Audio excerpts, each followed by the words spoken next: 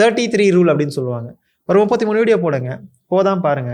போலையா வேற 33 வீடியோ வேற கேட்டகரியில் போடுங்க, போதான்னு பாருங்க.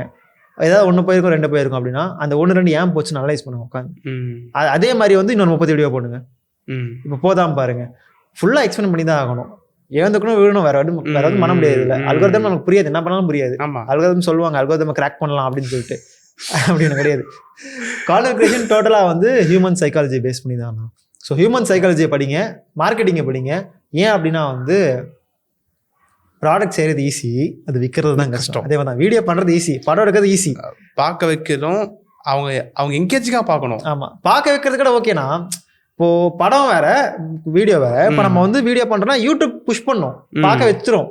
ஆனால் மார்க்கெட்டிங்கே சொல்ல வரேன்னா நம்ம ஒருத்தர் இருக்குன்றதே தெரியணும். அது எப்படி தெரிய வைப்போம்?